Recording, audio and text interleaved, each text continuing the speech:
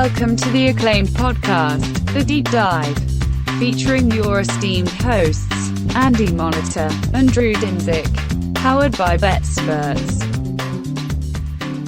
Welcome to The Deep Dive.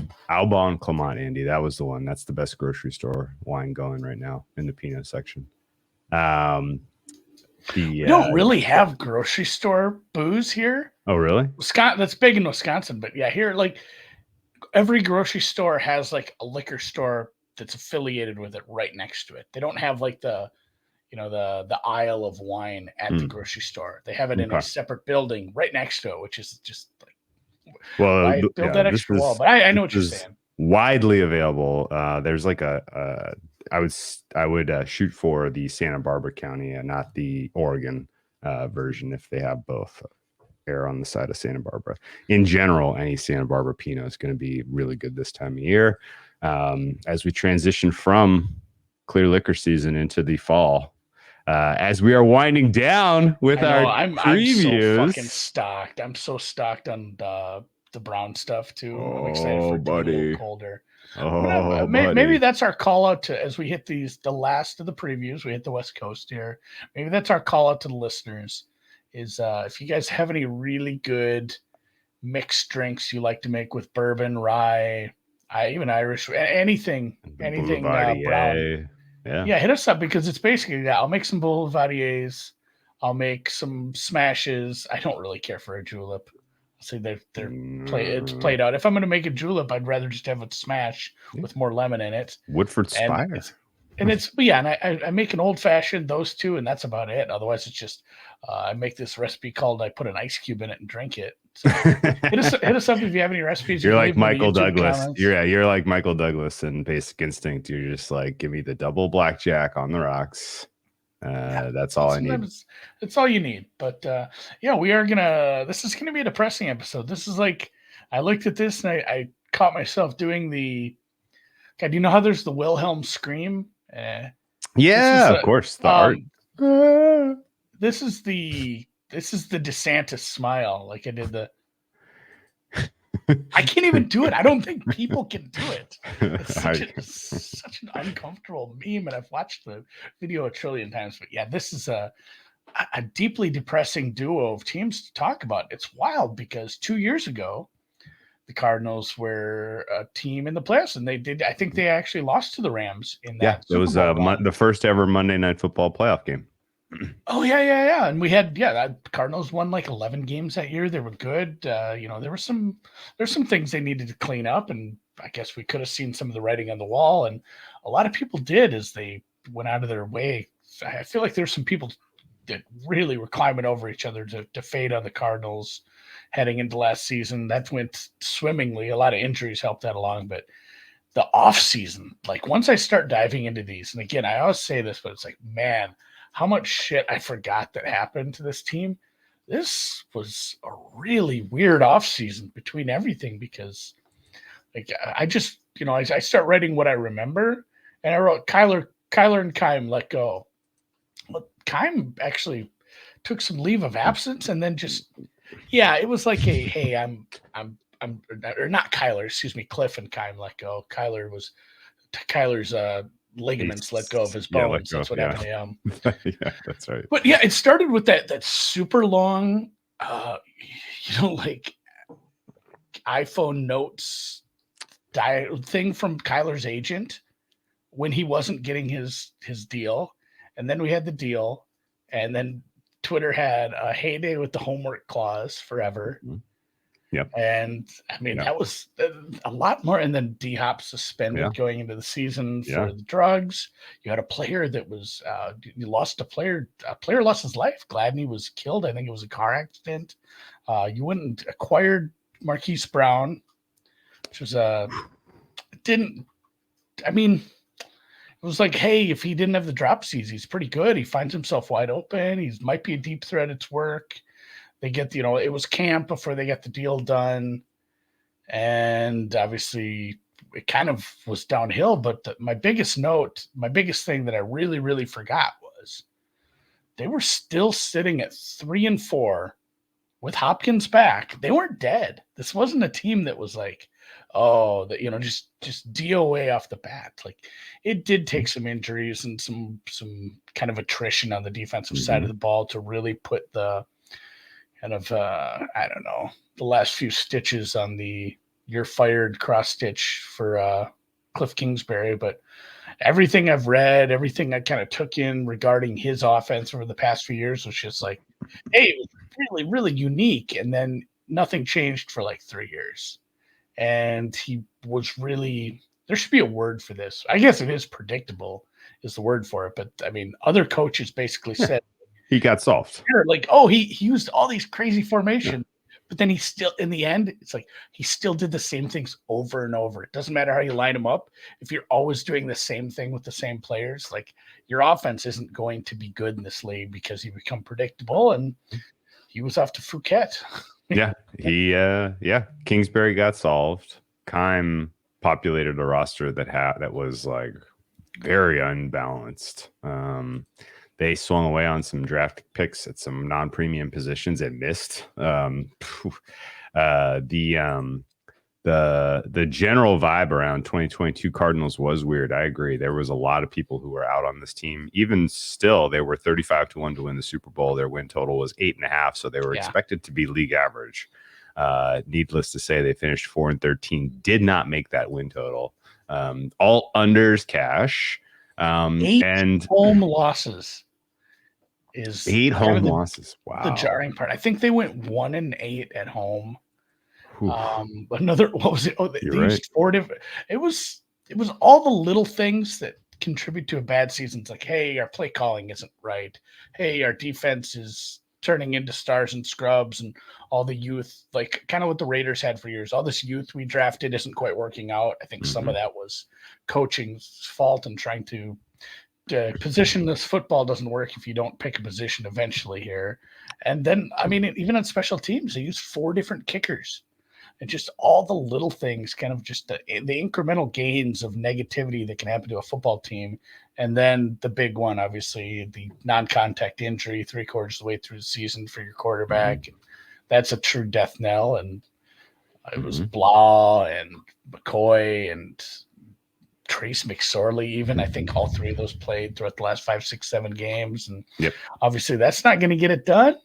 The offensive line missed a bunch of time here and there. That didn't help anything. And if you remember back to a really good point that I hadn't put in any of my team notes, and it popped up again this week, you brought up for the Commanders as far as hey, remember when they took that survey and all the players were like, hey, this is the worst place to be. Guess who finished second to the Commanders? And it was the Arizona Cardinals. Football Outsiders had several mentions of that, making light of J.J. Watt having to pay for fountain drinks or whatever.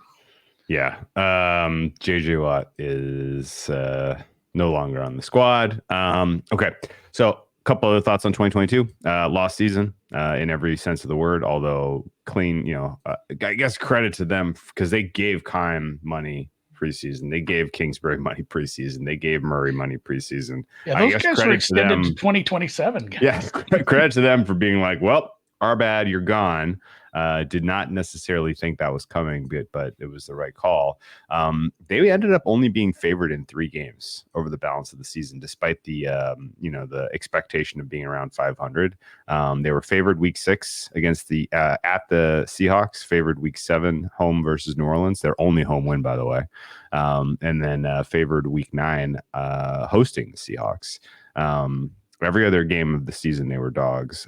They had a little bit of a tough start to the season with, games against Kansas City where they were heavily bet against and were not competitive. The Rams took them to town before the Rams fell apart as a roster.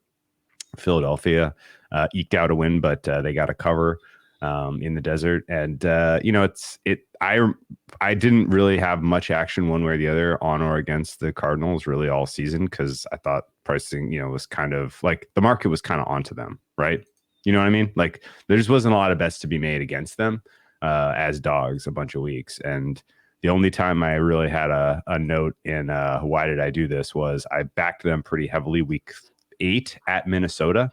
They were catching 3.5 points. And I was like, Minnesota's 3.5 points better than an average team. Okay. I'll take those 3.5. And Minnesota covered. So I was mad at myself. And I think I basically was completely out on Arizona after that. In fact, I went hard on Seattle the next week, which got that money back. But after beating the Rams week 10, it was just L. A couple of them should have been wins. Week 15, Tampa Bay. Remember that one? It's Christmas Day, Christmas Eve, Christmas Day, somewhere. Yeah. You know what? I don't appreciate, Goodell. Don't give me a standalone Christmas Day game between Tampa Bay and Arizona. Don't need it. Didn't need it. That was awful. I mean, preseason, it was still like two pretty good quarterbacks and two playoff teams from last year. Yeah, it didn't age well as far as scheduling that. Woof. That was a primetime Christmas Day game. I think I ended up watching NBA because that was literally like eye bleeding bad football. The clean house worthwhile. The hires are interesting, and let's go right into the off season. Is that cool? Yeah, the Petsing. Well, start with Gannon. I think we got to start with the GM, Monty. Oh yeah, let's start with Monty. For a Minnesota product, but cut from some of the cloths of some of the well-known trees that I think, you could definitely make a case like, hey, this guy has been around some smart people and some smart front offices, and it makes sense. And some people instantly were, critical of some moves of his, and obviously we're positive about the trade they made during the draft. Most trades are going to have to be a zero-sum game as far as sentiment goes, and if we were that hard on the Texans, I suppose we have to be that positive about what Arizona was able to do with some of their draft capital. But I think it's going to be really hard to evaluate Monty Ossenfort, because he's left with, it's not just like bare cupboard. Like, hey, you have a bare cupboard. He has a very, very strangely constructed roster. He's in a very weird position where they are in the quarterback cycle, and where the skill position players are around him, and then what he's been left with for a defense, especially some of the youth with the defense. So I'm not going to second guess anything he does for about 2 years. I'm going to look at it through a lens of, hey, it's really hard to tell, what the long-term plan is unless they come out and say, this is exactly why we did this. Sure. It's going to be really hard to judge what he does until we get to like 2025. He's been left with a kind of a messy kitchen, huh?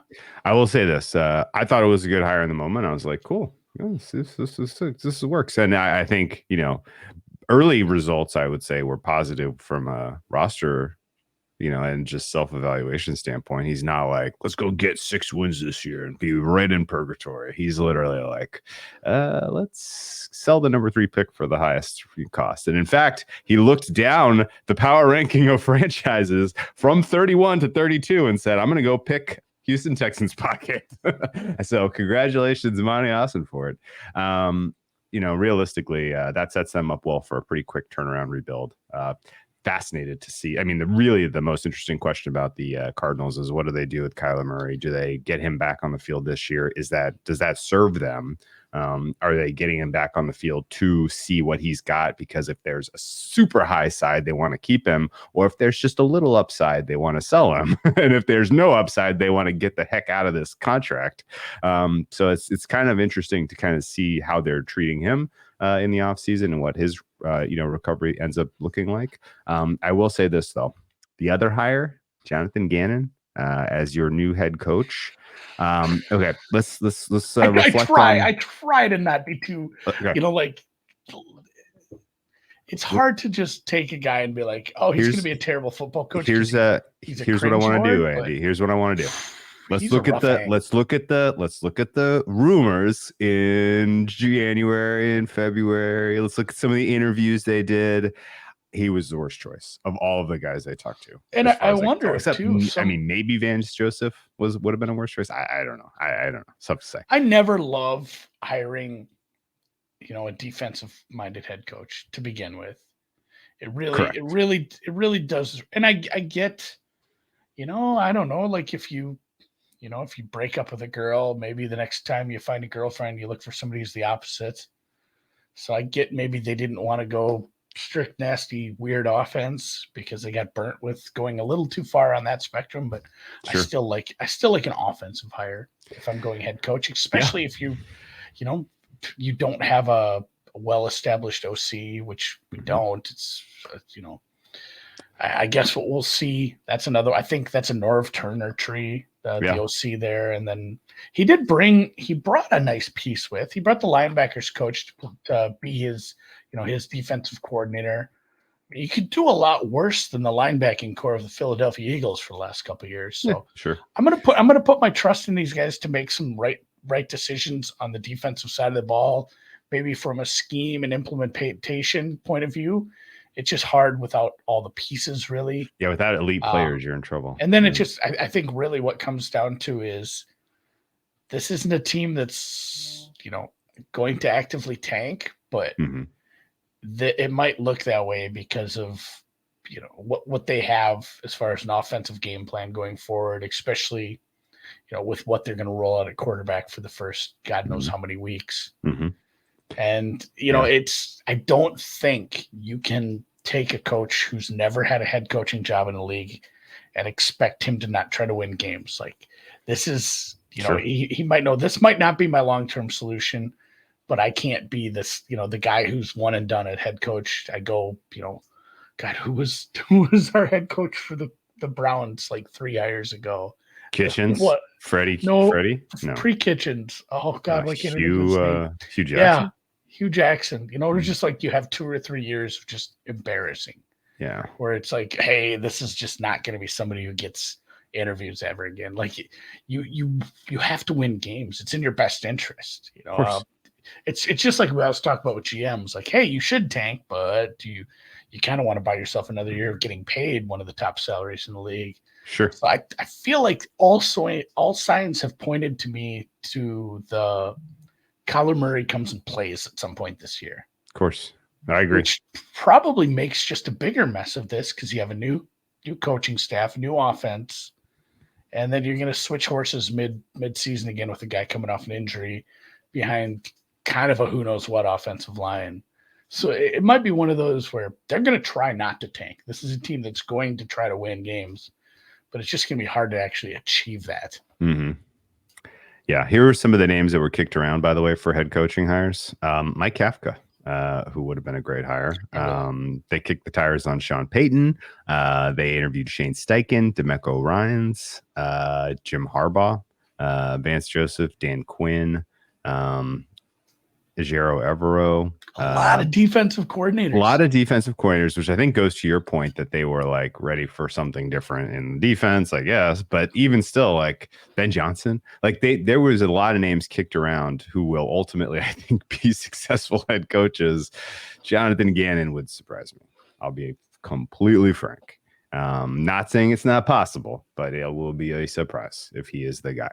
That said, Monty Ossenfort so far, like what he's doing in terms of just acknowledging what he's got. The one kind of interesting wrinkle about the Kyler Murray and the Cardinals that I've been trying to kind of figure out, they made a big deal. Ossenfort, after trading down from 3 to 12, which was the best deal he was going to get, and probably the best deal anyone offered by a long shot because they get Texans #1 next year on top of other stuff. After doing that, they traded back up to jump the Raiders so that they could get Paris Johnson with the 6th pick.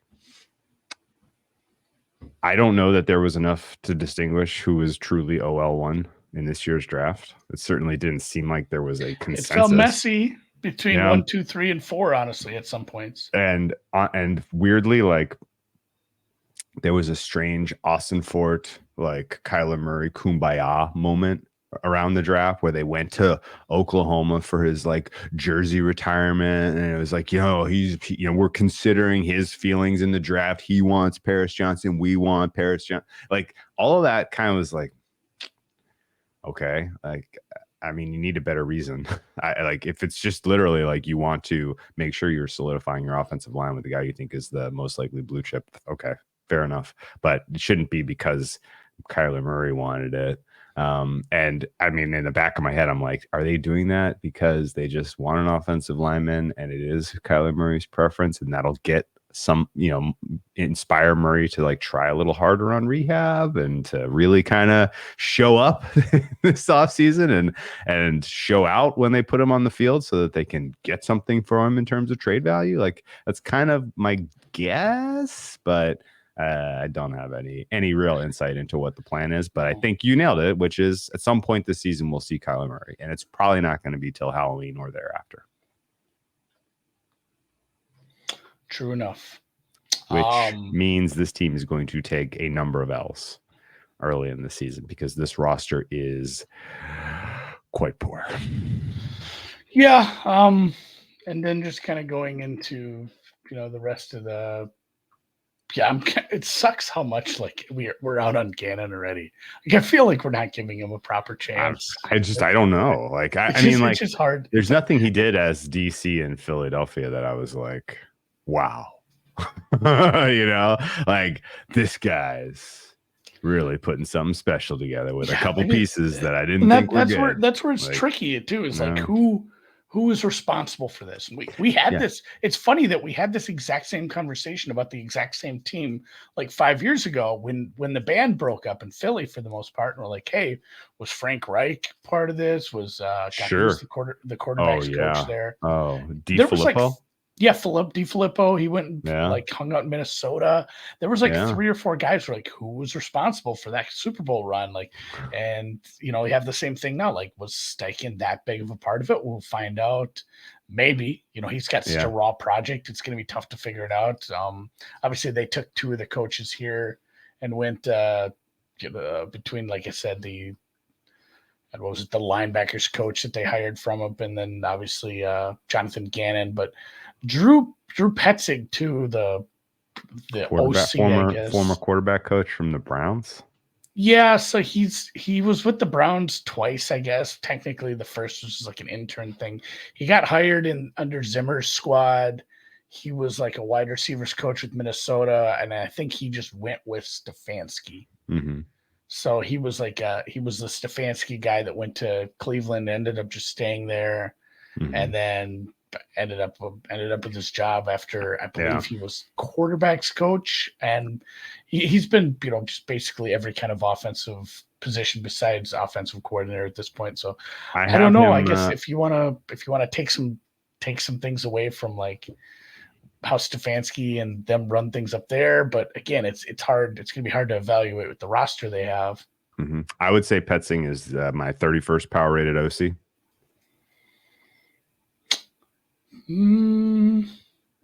Yeah, I mean, we just talked about Tim Kelly. I'm not a big Tim Kelly guy. I put Tim Kelly 30th.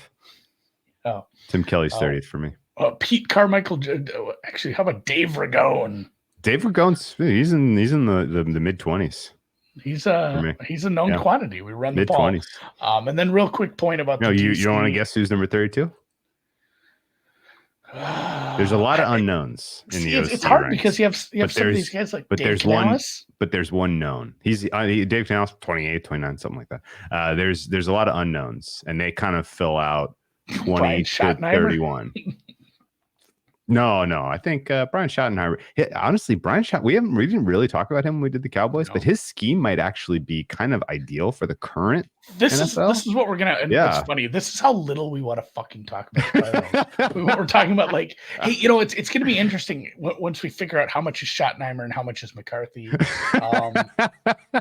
Mick Lombardi. Mick Lombardi's down in the low 20s as well. It's not going to be his offense, Matt Canada probably. No, Canada's now Canada. I'm a Canada guy now. Do you know the name of the offensive coordinator in Green Bay? I do. It's Adam Stanovich. Stanovich. Stanovich. Yeah. No, I don't know. I'd be curious. We have Hackett. Yes, he is 32 with a bullet. Nothing that I've seen from him this preseason has changed my opinion. And in fact, he is, I do not understand how he been given the keys to this offense. I don't get it. The more Broncos I watch from last season, just in passing, I'm just like, what the hell? Like, it better be. I bet he better be there just in name only. And this is Aaron Rodgers calling the offense because he's 32 for me. But Petzing's number 31 because.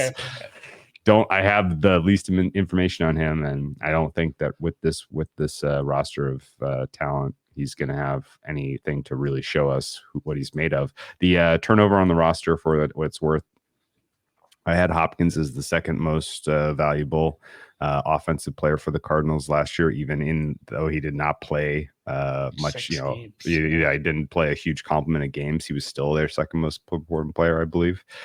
He's gone. Obviously, he is in Tennessee now. I get why they didn't want to, give him more money. That was a good decision by Austin Fort.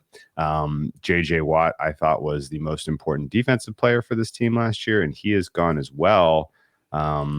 That's not good. This is starting to get a little spooky because this was not a good team, and their most important players are not on the roster anymore. I guess actually I take it back. I basically had defensive MVPs between JJ Watt and Budda Baker. Well, yeah, if you remember earlier in the year, Budda Baker asked for a trade. They're starting. I mean, that's what basically everybody on Twitter started talking about once the Isaiah Simmons trade went through. It's like Budda Baker needs to speak up again here and get out of this mess, because it is. I mean, both teams, it's gonna be like, hey, it's Budda Baker and a bunch of guys. Hey, it's Aaron Donald and a bunch of guys. Last note on the coordinators, coaches changes. Nick Rallis, I think it's Rallis. I have to figure out how to say some of these coordinators' names. Sure. Another Minnesota connection, not only from here but did spend some time under. Which I can't hate on somebody who spent some time up in Minnesota and that part of the Vikings. Mm-hmm. Those were some good defenses in 2018, 2019. So maybe he has something. But fun fact, he is the brother of Riddick Moss of the WWE, who obviously you remember last February in the Fatal 4-Way, he defeated Karrion Kross, Escobar, and Rey Mysterio. How could you become the number one contender for the Intercontinental Championship? Yeah, how could you forget?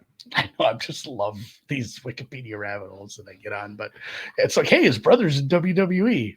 It's just weird side notes on these, but okay, let's do two other roster turnovers. Yeah, two other roster comments. Zach Allen and Marcus Golden were both fine players. I don't love that you're losing that defensive depth, especially if you're bringing in a new defensive-minded head coach. Billy Price gone. I did not like Billy Price. He is now in New Orleans. He's not addition by subtraction, but he's not really that big of a subtraction. Everybody else was poorly rated. AJ Green did not have a good season. Byron Murphy didn't have a good season. Ben Neiman didn't have a good season. Chosen Anderson did not have a good season. Cody Ford, Max Garcia, Michael Dogby, Sean Harlow, Ronnie Hudson, Andy Lee, Justin Pugh, Tanner Vallejo, Chris Banjo, Rashad Coward, Trace McSorley, Nick Vigil, Jace Whitaker, Darrell Williams, all had stints with the Cardinals last year and are no longer on this roster. So it is a heavy, heavy turnover here. Yeah, you're going with essentially, you're going to head into the season because of the injury with backup quarterbacks at best, to the point where you actually just traded for a quarterback in Josh Dobbs, who might be better than either of the players you've been putting out there in camp so far this year. Dobbs has kind of looked okay in camp and preseason.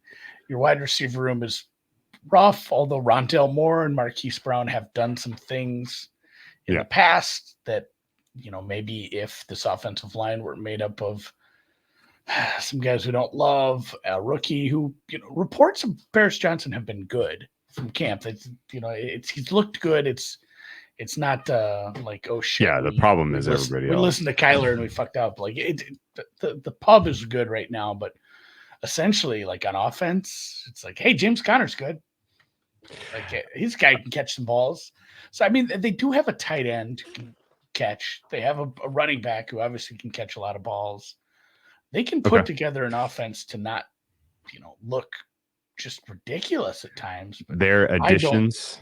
I don't see a way where what they what they added to the defense, and then obviously what they took away doesn't make it a Who did they real add? big candidate. Their big swing on the defense was bringing in Kazir White. And I guess if you're getting feedback from the linebackers coach, who's your defensive coordinator, and he's like, White's more valuable than you realize. Oh, okay. I don't see any evidence of that. Oh. White, it's hard to tell too, because that unit was so good. Maybe if he brought him with and he likes him a lot. But I mean, JJ Watt had lost a lot, had gotten towards the. Hey, remember he had his heart like restarted too. Kind of glad he retired. I don't need any of that, but no, I like Byron Murphy might have something left in the tank if he were on a better secondary. We'll find out.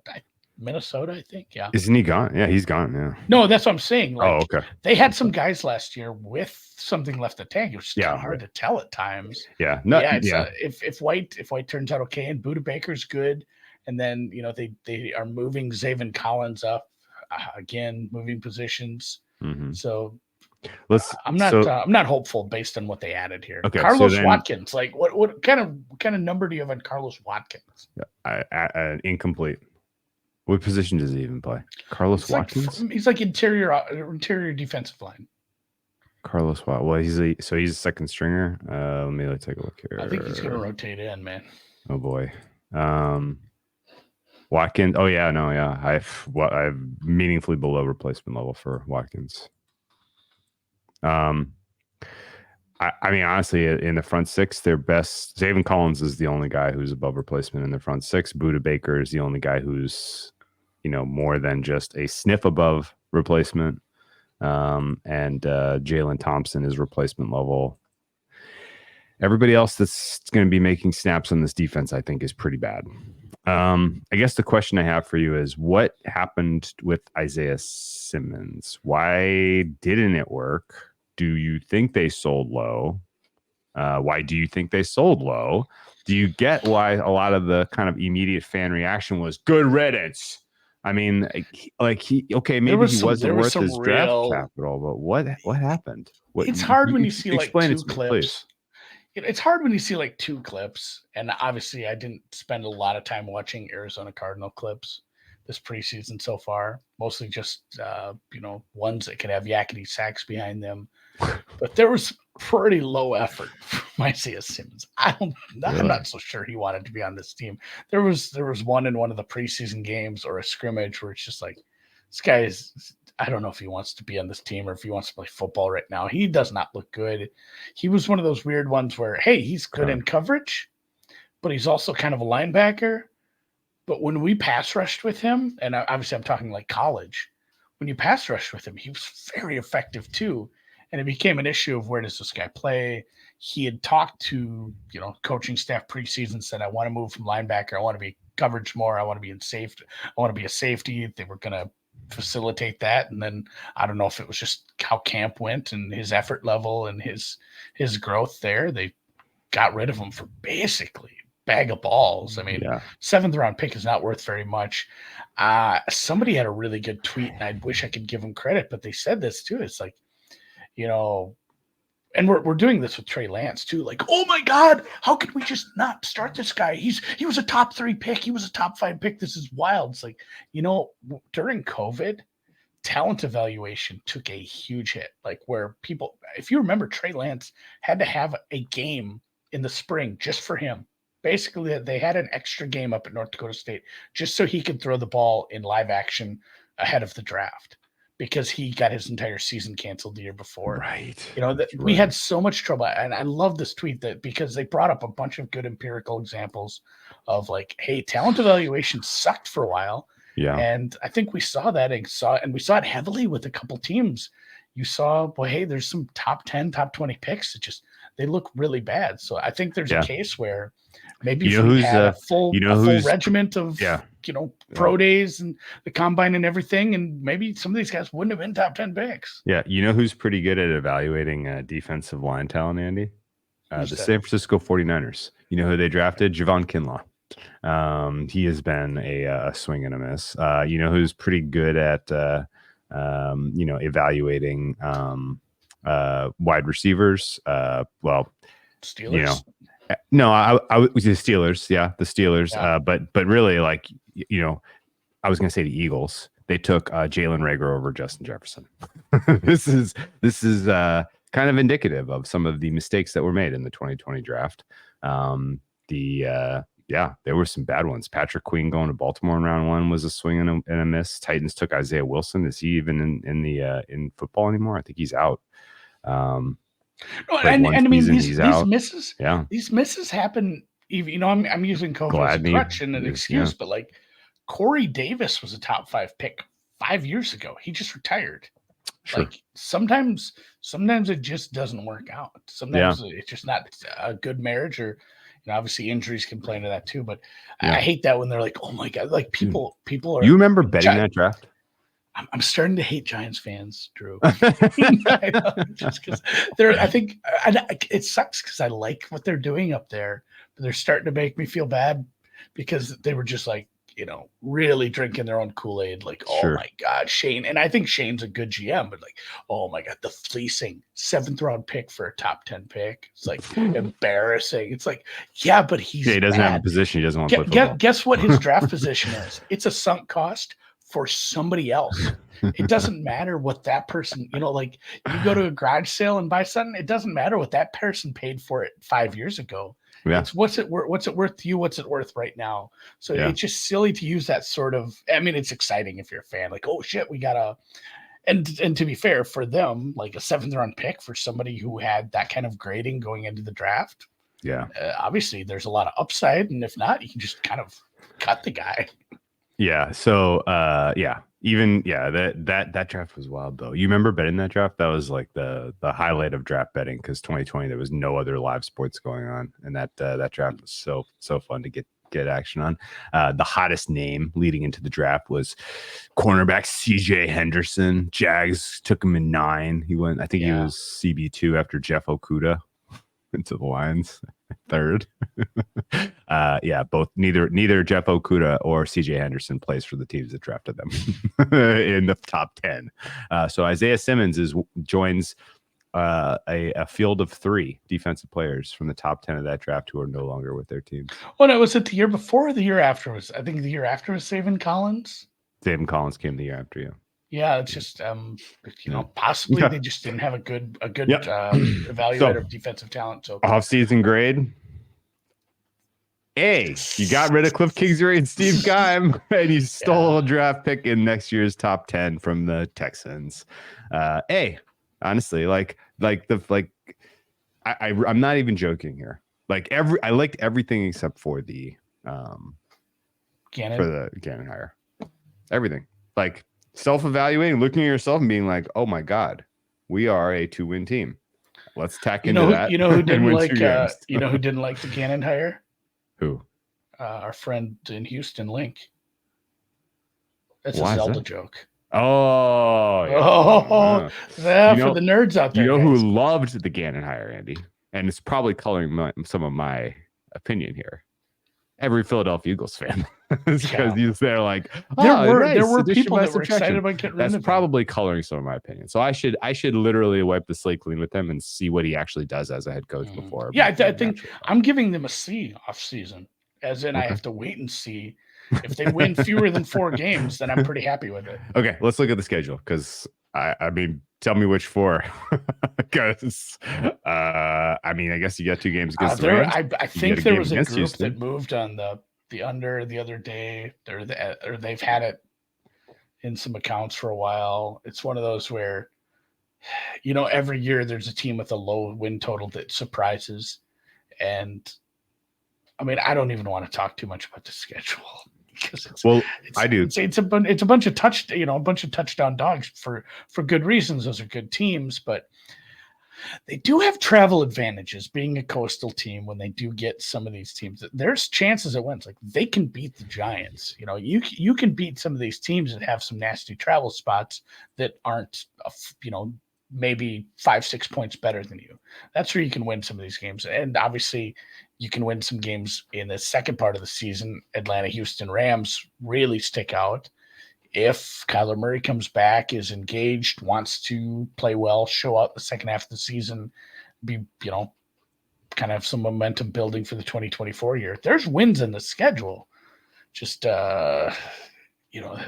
we didn't paint a real nice picture of this roster, and I don't know. I feel like we're kind of painting a median picture of it. It could be worse than what we're seeing. It definitely could.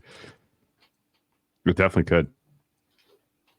I don't know what stuck out to you. Well, I mean, and the other thing that did stick out is the cold weather games late at Chicago. It's a West Coast, Southwestern dome team, and you go to Pittsburgh late, you go to Chicago late, you go to Philly late. Cleveland, I don't know. We'll see what it's like in November, but like East Coast early start games at cold weather towns. Have fun with that, I guess. I think week 10 to the end of the season, you basically have to put a line through all that because it's probably going to be Kyler Murray. We don't know, but it probably would be. In fact, I don't see like a really soft defense that I really want to insert him. Honestly, there's only one bad defense on that schedule. It's not like you're bringing a rookie in. No, I know, but like I don't want to put him out there with Myles Garrett chasing him down. I don't want to put him out there with TJ Watt chasing him down. I don't want to Aaron Donald. There's a lot of Atlanta at home. Okay. I don't see an obvious where do we insert this guy. The thing I wanted to I don't know. Just push. It's not like, hey, we're inserting a rookie. No, I know, but if he's a guy you paid up, you gave him a contract. I don't think there'll be any kid gloves of like, oh, we got to ease this. The day he's ready, he's going out. And the other side of that is you don't put him out there before he's ready, because this isn't like, oh shit, we just need to get Kyler back and then we're a Super Bowl contender. We're going to win so many games. You wait till he's absolutely ready to go, but then when he is, you get him in there right away and get him acclimated to this new offense, this new coaching staff, this new team around him. So I guess I don't care where they start him. Just start him when he's ready. Okay. I guess I'm trying to just predict a little, I suppose, because I've read varying reports on when he's going to be ready. Okay, kind of mid-season is where I'm figuring. So I'm assuming that Atlanta Houston stretch. Okay, I'm assuming he's back there, I guess. Okay.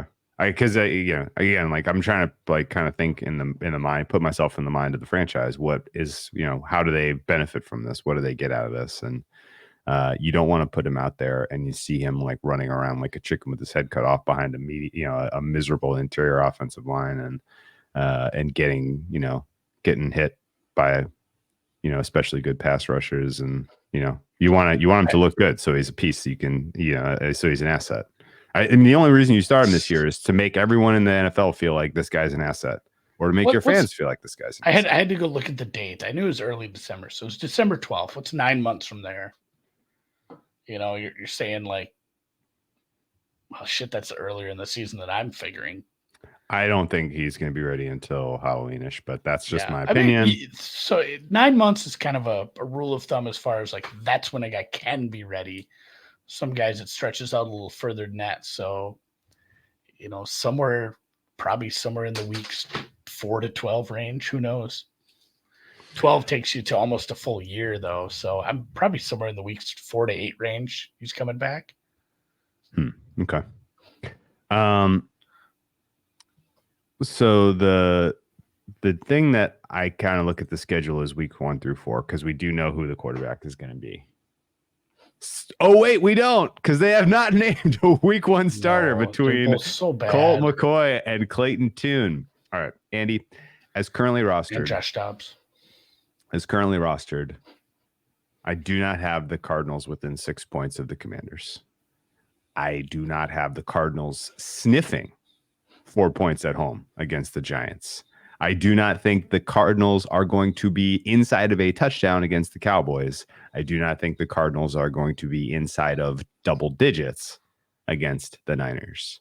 I have every realistic expectation that with the defensive lines that these 4 teams are bringing to those contests, that the Arizona Cardinals may score somewhere in the ballpark of 2 or 3 offensive touchdowns in the first 4 weeks of the season. Like, that's how bad this is. Those defensive lines, Washington, New York, Dallas, San Francisco, are all in the top 10 like squarely in the top 10 for me. Giants is the lowest of those, but they have some absolute game wreckers in that D line. The offensive line, and particularly the interior offensive line for this Cardinals team, looks like a problem. And you have Colt McCoy or Clayton Tune under duress from interior pressure. I don't see any way that this offense gets going until week 6 at the Rams at the earliest. So I guess what I'm getting at is these plus numbers in the top half of the schedule here, they're going one way. And they're going to be bigger. And we're gonna. I think the early arc of the Cardinals season. Dallas might be a teaser leg because it's sitting at 8. The early arc of the season, Andy, is going to be we need to find the bottom. Seriously, I'm not kidding. Like this team is power rated something like. Let me look at Unpredictable because I want to know what they say market number is right now. They have Arizona 32nd, 6.5 points worse than an average team on a neutral. I'm going to speculate that by the time we get to week 4, the unpredictable number for the Cardinals generic points is double digits. What do you think about that prediction?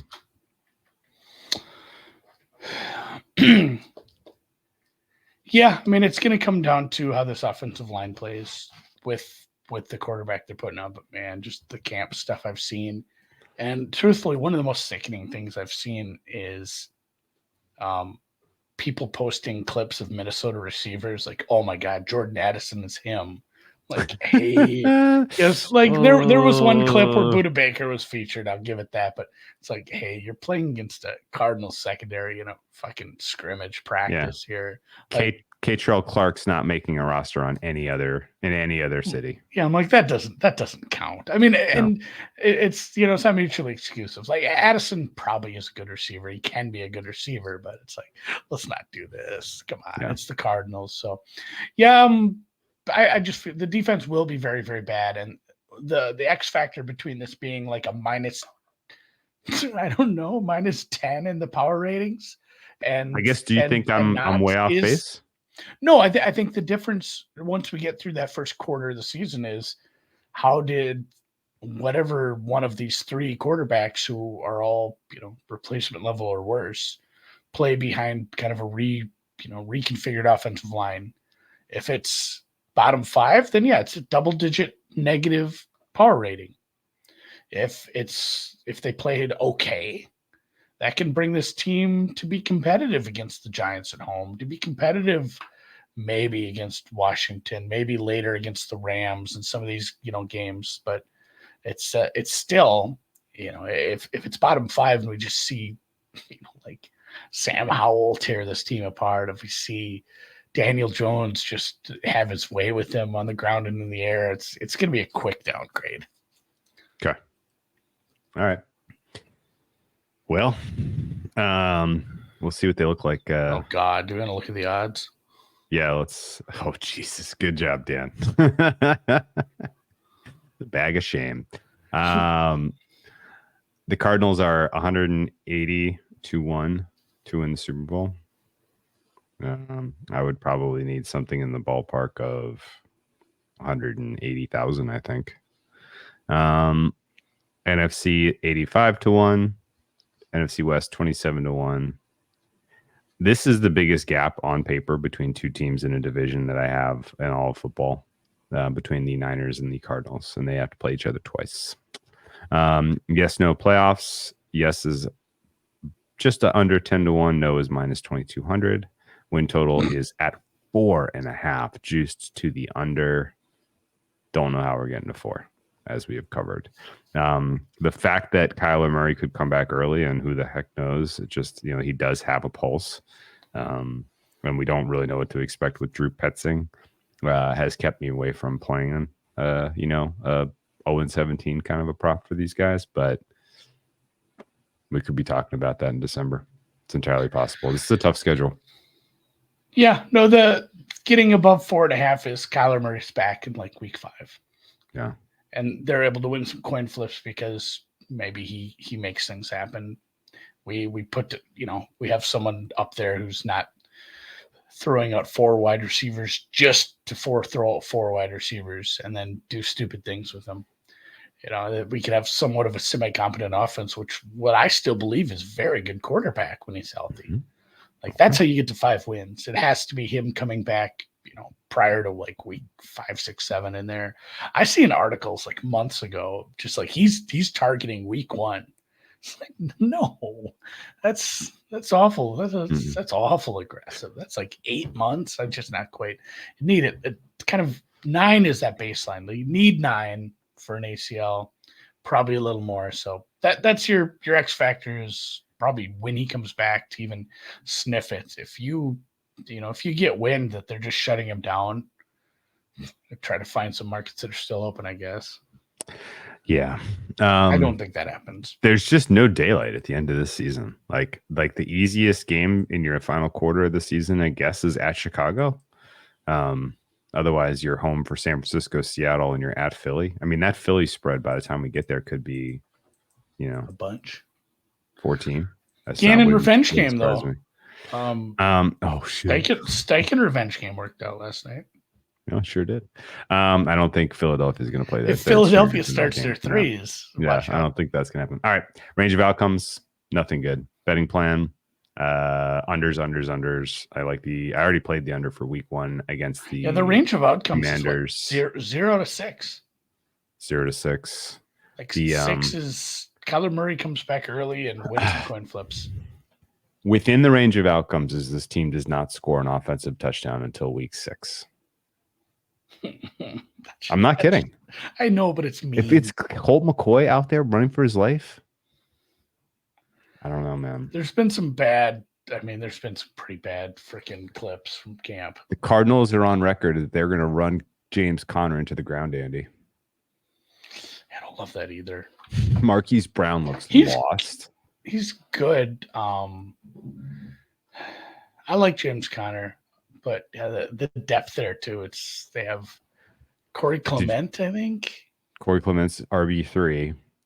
Keontae Ingram is RB2. He's like a fifth round pick from a year or 2 ago. I don't know, man. Did they just trade for Josh Dobbs? Did that happen? Yeah. Or am I? No, that's what I'm saying. Like, is he live to start week 1? Well, that's why I asked somebody. Did you say that? Did you just say that? Yeah, no, I asked that yesterday. I'm like, Jesus, because I saw him play a little preseason. I saw some last year with Titans. I'm like, he's probably better. Like the hang up is he hasn't been in camp. If they'd have traded for him pre-camp, he probably is QB1 in this team right now. Wow, but I just it's too late. Not gonna get a preseason action unless they throw him out there against Minnesota.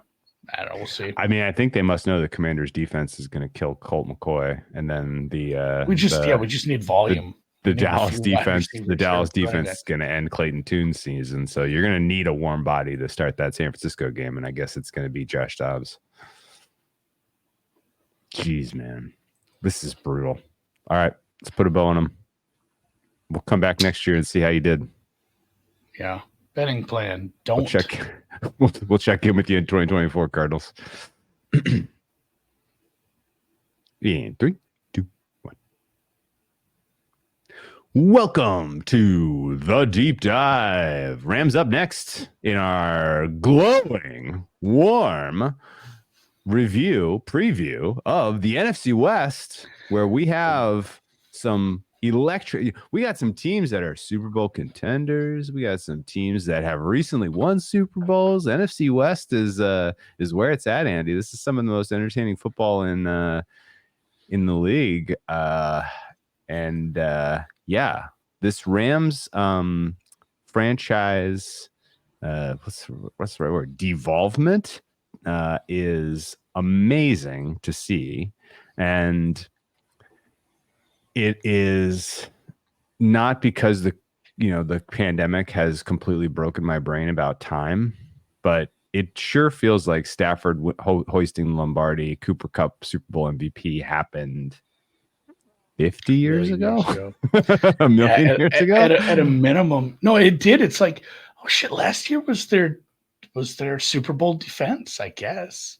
Yeah. And This thing this fell and apart so quickly. It's I amazing. want to hand clap us, I guess. I mean, the year they won the Super Bowl, go watch the preview from 2021 if you want. But I'll just tell you, we were very much banging the table for this team might be bad because they're like 2 injuries away from being a very bad team. Like they've built this thing where it's so incredibly top heavy, and it looks really good if everybody's healthy and everyone's playing at least at the levels that's expected. That's a really good team.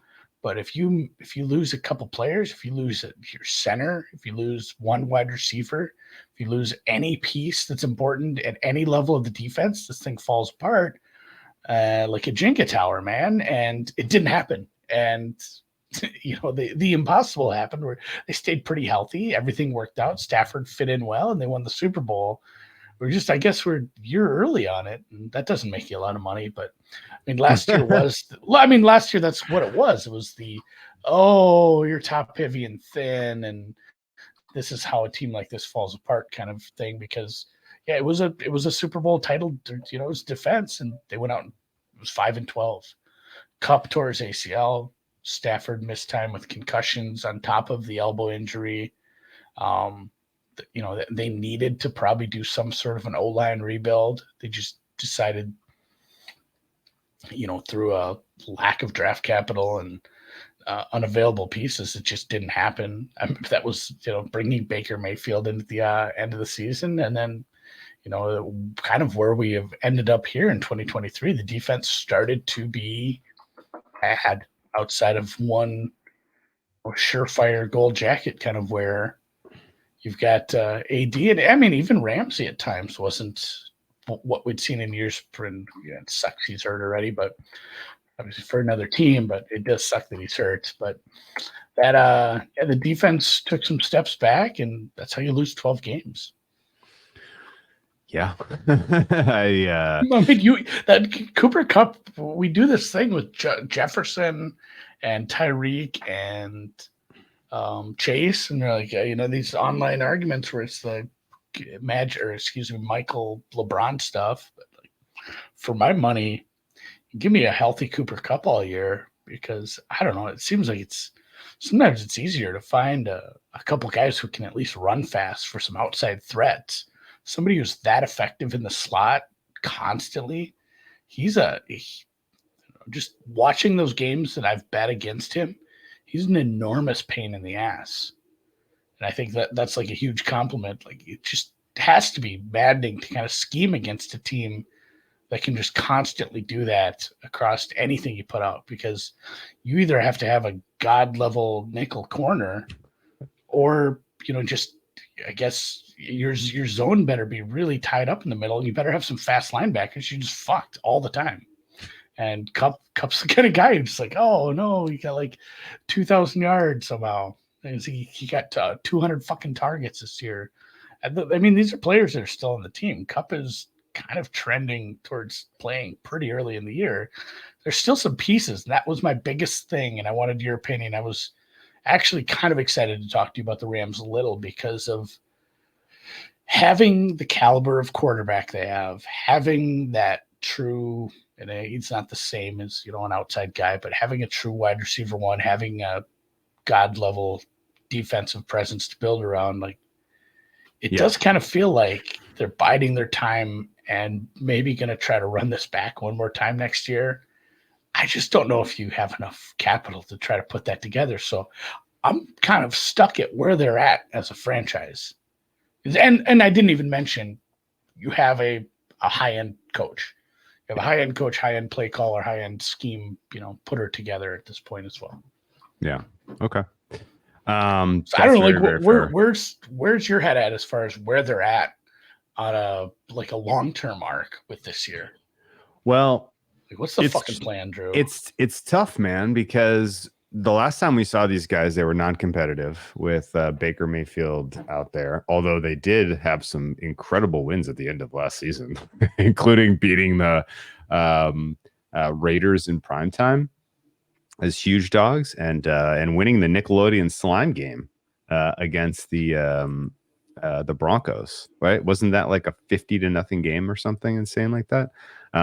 So it's a weird kind of reflecting on how this team was power rated towards the end of last year and squaring with how people feel about them now.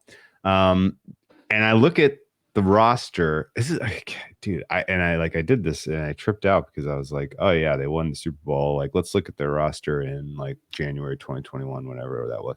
It was January 2022. It's been 18 months since this team won the Super Bowl, and they are. And I was like, man, just get so much roster turnover. Well, no, 8 of the 11 starters that they have on the depth chart for Week 1 were on this roster. Took the field, played in that Super Bowl. So there is a bit of a through line here on the offensive side of the depth chart with this Rams team.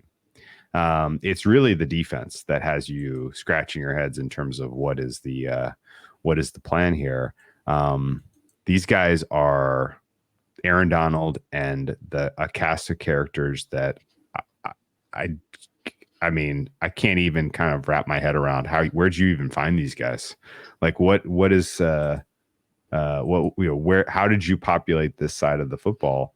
And that's concerning because, one of the things that made the Rams so special was they were a pretty fairly balanced team. They weren't just doing it with the offensive genius of Sean McVay. It was balanced. They had a great defense anchored by, as you mentioned, the Hall of Famer Aaron Donald. Of the guys that they are starting here on the defensive side, I think there's only 2 that were on that Super Bowl team. So, this is a pretty aggressive turnover here, and a lot of the guys that really stood out on that defense are gone.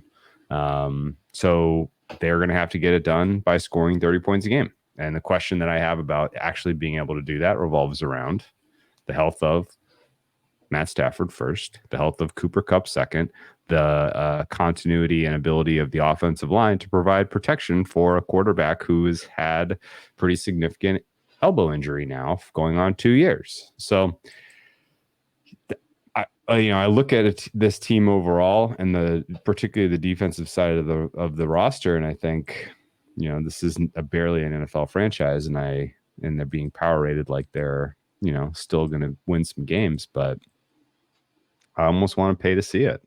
And, I think the downside, the tail part of the distribution of what could happen to them this year is pretty bad. It's pretty low, but it's fueled by the idea that Cooper Kupp isn't on the team anymore because they've traded him for assets for future rebuild, or Stafford's not on the team because they've traded him, or he's retired, or he's been put on injured reserve. Like, those are realistic possibilities in my mind. Aaron Donald. I mean, I don't think you want to necessarily let those guys walk out the door because you want to put them in your ring of honor. You want them to retire as Rams. But if the reality is we are in rebuild mode, we need to lose games, we need to get draft capital, and we need to start drafting and developing. Like, if that becomes the plan at any point, instead of let's run it back one more time, we got our Super Bowl offense here, guys. We just got to score 30 points a game and hold on for dear fucking life. I think we're going to know pretty soon in the season which direction the wind is blowing. Does that make sense? Yeah, it does too. And, obviously trying to read the tea leaves on Stafford has been tough, but I think I feel like he's going to try to play through this elbow thing through the rest of his career. I think he just realizes, like, it's tough too. He has to be able to know, like, what this team's looking like this year, and that makes it trickier. But he's not young anymore. Maybe he realizes, like, I can't sit out. If I sit a whole season, I might as well retire. Maybe that's where he's at, and he just has come to the realization, like, I don't want to retire yet. Or he says, if I get this elbow fixed up and I miss significant time because of it, do I really want to come back and play football? So I'm just going to stick it out with this. Mm-hmm. Because really last year it was the concussions that kept him out. We've been waiting for this elbow to put him out for significant time for 3 years now, and it just doesn't seem to be doing its job quite well enough. But yeah, there's a definite case for oh shit, this is broken. even some of the guys that we, brought in last year to kind of improve the defense a touch. And you can say what you want about Bobby Wagner. Or, God, who's the edge rusher they had in here last year? Bobby Wagner graded okay for me. He last played year. Leonard Floyd. Like, there were some guys that were they graded okay for this team last year, and then they're gone again.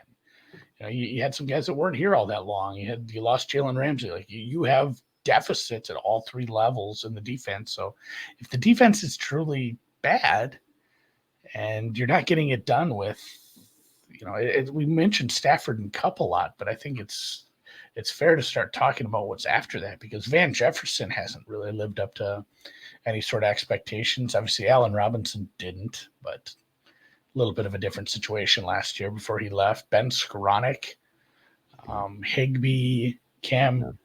Yeah. That's the rest of the offensive skill position players don't lend me to think that this is going to be like, oh, it's an explosive enough offense to make up for a bad defense. And next year, they're just a few pieces away. They're just going to going to pick up a couple defensive free agents. And this is a team that's going to compete with San Francisco and Seattle, and everything's going to be hunky dory. It does feel like to your point, I don't know how this happens or who pays or what his contract situation looks like, and maybe it's after the season. Maybe that's where it happens. But the Cooper Kupp not being on this team long term kind of checks out. Yeah. I think realistically, if you self-evaluate after the first quarter of the season and you're 1-3 or 2-2 even, but you can tell that, your defense is just not even NFL caliber. If you can tell that, like you're one Cooper Kupp injury away from being irrelevant again, or one Matthew Stafford injury away from being irrelevant again, I think you got to pull the ripcord and you got to tack into a rebuild, because last year you were expected to win 10.5 games. Super Bowl odds were 11-1-ish to start the season. You win 5. That had to probably be the biggest misfit to the under of any team, I think. Close. 10.5 to 5. Did anyone miss their win total and won the 5.5 last year? That's usually about to the negative. I was going to say there's a couple that are 5-6 over. Maybe Broncos was a bigger miss. Oh yeah, the Broncos were probably up there as well. Yeah. Well, what's funny about both of those teams, the Broncos and the Rams, is neither had a top 10 pick, even though they won like 5 games. They both had traded away their picks for their respective quarterbacks. So the pick that would have helped the rebuild at 6 went to Detroit. Detroit traded that pick, obviously, to the Cardinals, who drafted Paris Johnson Jr. But you know what would be nice? A big, shiny, awesome OL1 to put on this line to help protect Stafford for one more go at it, I guess. So it's they're paying the piper in a lot of respects for the crash, the slash and burn draft picks don't mean anything, stars and scrubs approach that they took. They are damn lucky they won the Super Bowl, or there would be people whose would be paying with their jobs for the state of the franchise, I think. And it was a very fortunate path for them. We covered it last year in the preview, but like if the Niners, if Dak gets off a pass at the end of that Niners Cowboys game and the Cowboys win, they go to Tampa instead of the Rams. Rams go to Green Bay, where they never solved Aaron Rodgers at all, never had a realistic good performance in cold weather, and they matched up perfectly with the Bucs. They win the Bucs game. The Niners take care of business in in Green Bay, kind of the perfect roster, perfect team to do that. And the result is, as a 4 seed, you get a home NFC Championship game and then a home Super Bowl, and you didn't have to play Josh Allen, you didn't have to play Pat Mahomes. You got, in his first ever playoff push, Joe Burrow and company, the surprise Bengals. Like, you kind of can't even script it any better than that. And that's what it took to get this team their Super Bowl that they were so enamored to get. And now they pay the piper, right? Now the bill comes due. And that's just, I feel like if we went and actually looked back, man, maybe it's more common now. Because it feels like in the 90s, like those Cowboys teams were so good. And those 49ers teams, honestly, anybody in the NFC East that won a Super Bowl in the late 80s through the early 90s was just a really good team. But it feels like we've had more of those over the past, 15 years, where it's like, how'd this team get to the Super Bowl?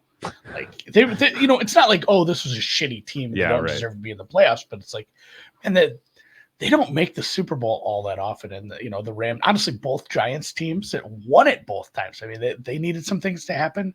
There was a Steelers team, the Flacco Ravens that won it. Like that was just outlier performances. It's crazy how I think maybe, what did we talk about? What did the NFL want? They wanted this, parity.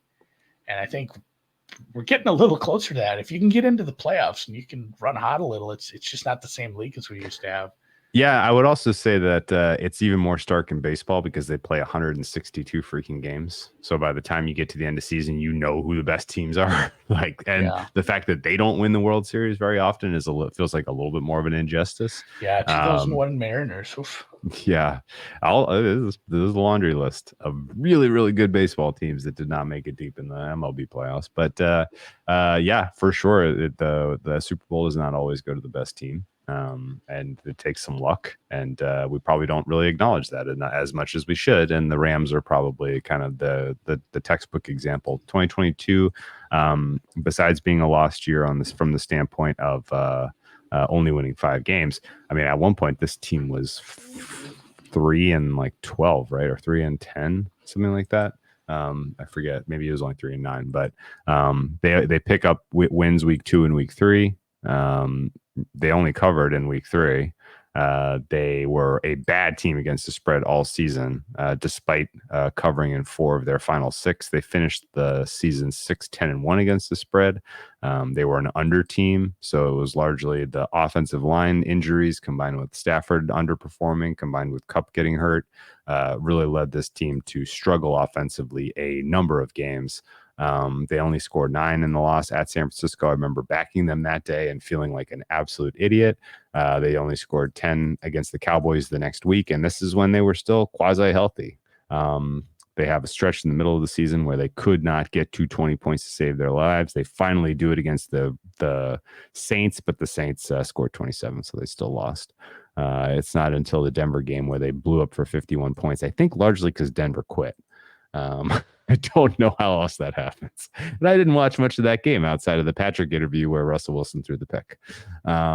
So ultimately, just a totally shit show lost season. And, I think that maybe coloring perceptions a little more than it ought to be in terms of how things are going to go this year. You want to talk about their offseason? Andy's muted. Got to get back to that tab. Yeah, obviously didn't have a lot of draft capital high up. They actually had quite a few picks, especially once they did some trading. I think a lot of that comes from, we'll trade you our first for this, and you throw in a 6th and a 7th. I'm gonna have to look at where all these trades come from because of their the last 7 picks they made, 2 of them were theirs to begin with. They did a lot of wheeling and dealing. They had 4 in the 7th. It looks like they took 3. They traded 1. Same in the 6th. 1, 2, 3, 4 in the 5th. They took Stetson Bennett, who is their backup at this point now. But yeah, they got a guard at 36, Steve Avila from TCU, and then really the offseason wasn't super off-seasony, I guess. Maybe last year we didn't even talk about this. They did lose a coordinator last year to Minnesota. I know everyone views McVay is the architect here, but sometimes those things matter. That was a guy that he put together game plans with for a couple years. It doesn't help to lose a guy like that. It'll be interesting to see what happens with some of these places, the Andy Reids and the Siriannis of the world who lost their second-hand man. Dude, outside of McVay, the Rams coaching org chart is a revolving door. It's a revolving door. Yeah. Seriously. Like there's a new guy in a new position every single year going back like 6 years now. Like the lack of continuity underneath McVay, I think, is impacting their ability to develop, even though maybe a bigger impact is that they are trading away their picks so they don't have talented players that they're drafting to develop. But whatever the case is, it has really been an aggressive turnover in the head coaching room. Last year's offensive coordinator Liam Cohen no longer with the team. He is I don't think he got another job. Oh, no, he's the offensive coordinator, quarterbacks coach at Kentucky now in college football, going back to the role he had in 2021. So McVay loses O'Connell. He goes and gets Kentucky's OC and then sends him back after what 1 a year. fucking segue, Drew. We're pre-recording this. If you're trying to watch it live, you can't comment. We're ignoring your comment because Drew has some traveling, but we're going to put this up on a Monday. And today, if you live in Kentucky, it's pre-registration day. So if you want to support the brand and you're in Kentucky and you're going to sign up anyway, please go over to, just at BetSperts on Twitter. We have guys that are working on this today. It's Friday when we're recording this. Like there's 2 or 3 people at the company today that are working on making sure all the sportsbooks give us their best offers so we can send them out to people in Kentucky and get them signed up. So are you allowed? There should be a shitload of promos for you if you do some of these because a lot of these states you can do the pre-registration and get the promo, and then when they actually go live, you get the second promo because Kentucky's slated to go live September 28th. Okay. But the pre-reg will start August 28th. Okay. So do they have any rules about, are you allowed to bet on Kentucky football and Liam Cohen's offensive unit? I haven't checked into that. Every state is so stupid about these rules. Let us bet the on rules everything. are there's very, very dumb people. These kids in Iowa are not helping us. Yeah. Like those kids that are gambling on their own teams, they're not helping to not get those rules put into place. Yeah. But now they have and granted it is McVay's offense, but Mike LaFleur, who was jettisoned from the Jets. Yeah, he gone. They lost beyond just Liam Cohen. They weren't even able to retain guys who kind of are good who were down on the assistance chart, like Thomas Brown. Thomas Brown would have been a good guy to elevate into OC. He is gone. He's the offensive coordinator somewhere else now. I forget off the top of my head. He's Panthers OC. Panthers OC. So it's troubling. You did retain your defensive coordinator, but he is working with all new pieces, so continuity doesn't exactly help you. The list. Okay, so I do this screening of my database of players for players who are no longer with the team, who were with the team last year, and players who have been added right from the database, not including draft choices. These are the players who played for the Rams last year who are no longer with the team in order of good of impact and score last year to most to least. You ready for this? Yeah. Linebacker Bobby Wagner, defensive back Jalen Ramsey, linebacker Leonard Floyd, quarterback Baker Mayfield, defensive tackle Greg Gaines. Kicker, I feel like we took a step from. There was a big old step from Floyd to Baker for sure. Yeah. Defensive tackle Greg Gaines, kicker Matt Gay, defensive back Taylor Rapp, defensive back Nick Scott, cornerback Troy Hill, linebacker Justin Hollins, tackle Ty Nishiki, defensive tackle Ashawn Robinson, guard O'Day Abushi, punter Riley Dixon, running back Daryl Henderson, wide receiver Allen Robinson, center Matt Skura, tackle Chandler Brewer, offensive lineman David Edwards, offensive tackle Bobby Evans, outside linebacker Terrell Lewis, defensive back David Long, wide receiver Brandon Powell, running back Malcolm Brown, safety Terrell Burgess, linebacker Jake Gervais,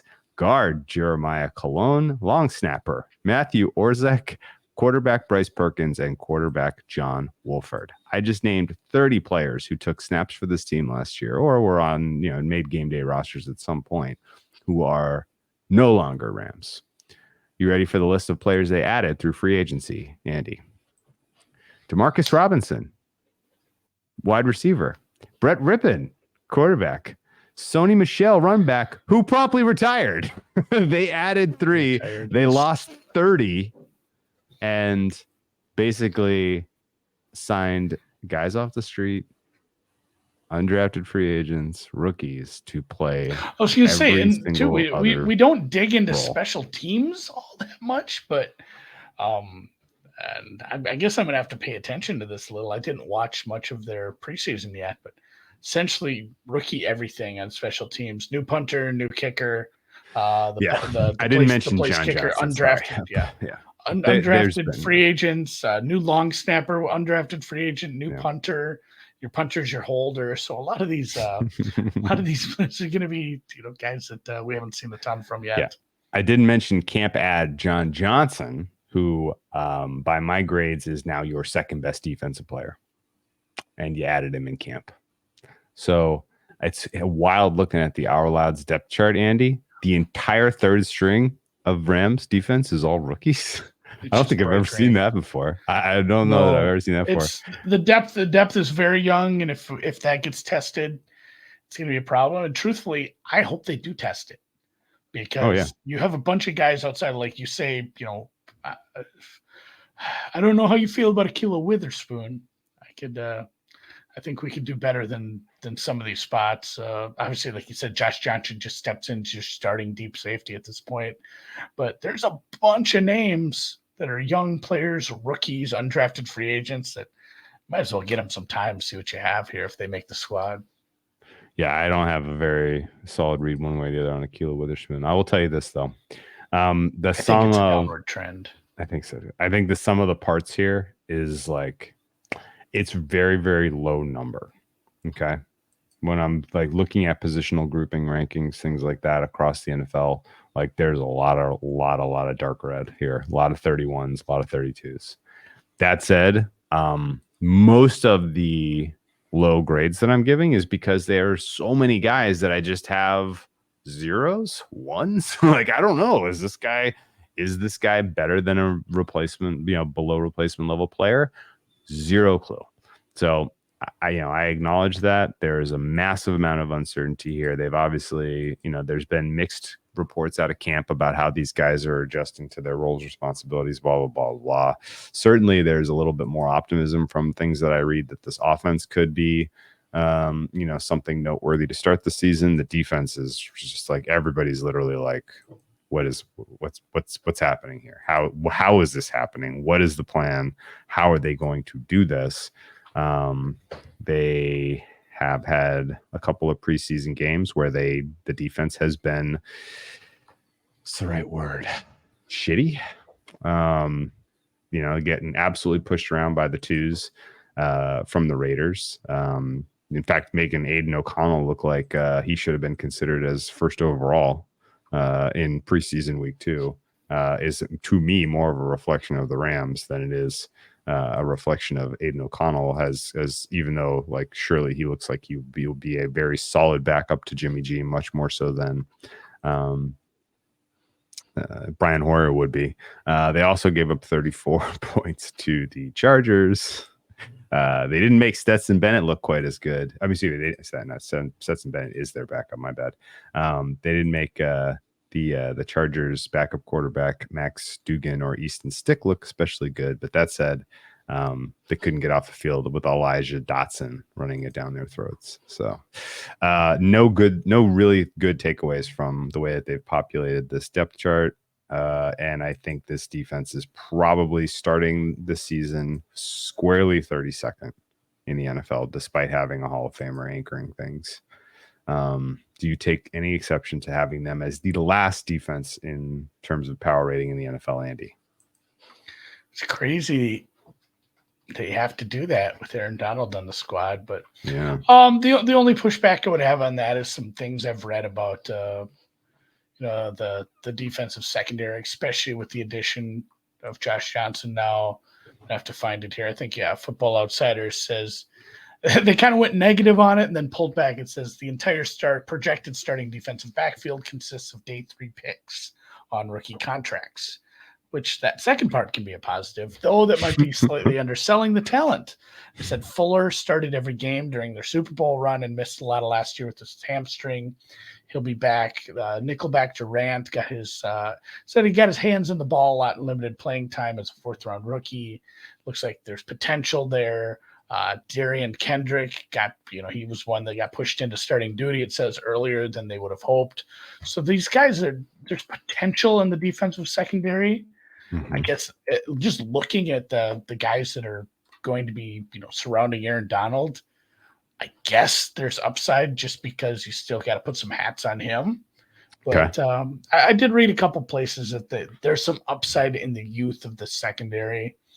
But like we've mentioned a million times during these preseasons, you need a pass rush to help them out. And if that isn't happening, if you're not getting that from Byron,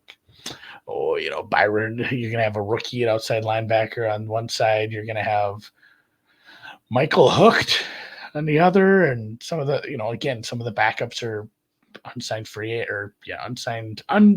free agents or rookies backing those guys up. If you don't have some steps forward in the pass rush, even if it's on the interior, anything will get you some pressures.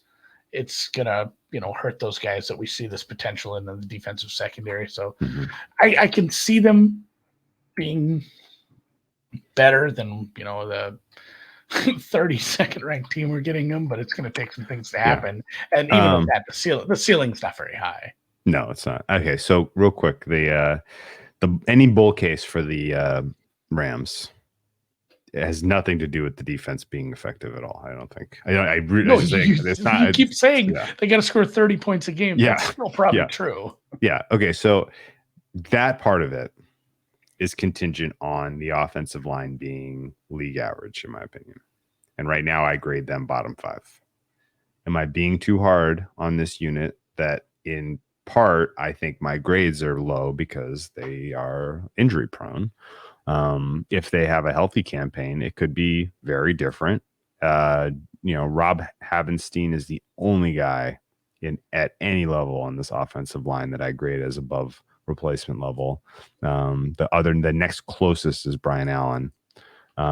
What is your general sense of protection for Stafford? Will it matter? And will we be pleasantly surprised by this unit?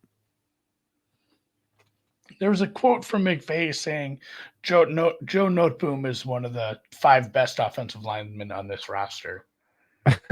Which was meant to be I didn't see that. It was it was in regards to where once he's he's fighting an injury. Once he's healthy, basically is he your starter on left side? And that was his quote. And it's like, oh no, that's not the flex you think it is. I thought I saved that because I thought you got a kick out of that. We were talking about Noteboom earlier. Oh, no. I had that quote typed out. I'm like, I'm going to save this one for the air. I'm not super hopeful that the offensive line grades out very well this year, I guess. Okay. You think bottom 5 is fair, or am I being too tough? It's probably there, yeah. Okay. Joe Noteboom's cap hit next year is $20 million. He is going to play this year, Andy, because he is worth 21.5 in dead cap. So they're going to give him a chance. See what he's got. There's no doubt about that. Off-season grades, you get an F. And here's why. Wow. Self-evaluate, guys. Know where you're at. Tear it down. Sell it for parts. Get draft capital.